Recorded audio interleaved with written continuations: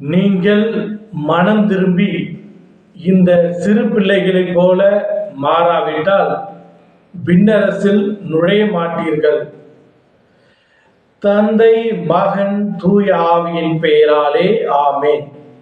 ஆண்டவர் உங்களோடு இருப்பாராக, உம் ஆன்மாவோடும் இருப்பாராக. இறையேசுவில் பிரியமுள்ள இறை சொந்தங்களே, இந்த புதிய நாளிலே உங்களை வாழ்த்தி வரவேற்பதில் பெரும் மகிழ்ச்சி அடைகின்றேன். இறையுடைய ஆசீரும் அருளும் உங்களுக்கும் உங்கள் குடும்பத்தில் உள்ள அனைவருக்கும் கிடைக்க சிறப்பாக ஜெபிக்கின்றேன். மத்திய எழுதிய நற்செய்தி 18வது அதிகாரம் வசனங்கள் 1-5, மீண்டும் 10வது வசனம், மீண்டும் 12-14 முடிய உள்ள வசனத்தில் இயேசு கிறிஸ்து இன்று 2 செய்திகளை நமக்கு தருகின்றார். ஒன்று, நீங்கள் சிறு பிள்ளைகளைப் போல மாற வேண்டும் என்று. சீடர்கள் கேட்கின்றார்கள், விண்ணரசில் மிக பெரியவர் யார் என்று.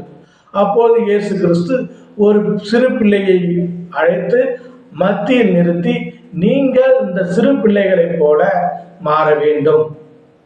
அதாவது உள்ளத்தில் மகிழ்ச்சி, தாழ்மை போன்ற புண்ணியங்களை பெற வேண்டும். இந்த சிறு பிள்ளைகளைப் போல கள்ளம் கபடற்றவர்களாக வாழ வேண்டும் என்ற செய்தியை கூறுகின்றார். அது மட்டுமல்லாமல் விண்ணரசில் நுழைவதற்கு ஒரு சிறந்த உவமையையும் நமக்கு கூறுகின்றார். அதாவது ஒருவரிடம் 100 ஆடுகள் இருக்கிறது என்றால் அதில் ஒரு ஆடு காணாமல் போய்விட்டால் அந்த 99 ஆடுகளையும் பாதுகாப்பான இடத்தில் வைத்துவிட்டு அந்த ஒரு ஆட்டை தேடி செல்கின்றார். அந்த ஒரு ஆட்டை கண்டவுடன் மகிழ்ச்சி அடைந்து தன்னுடைய இடத்திற்கு வருகின்றார்.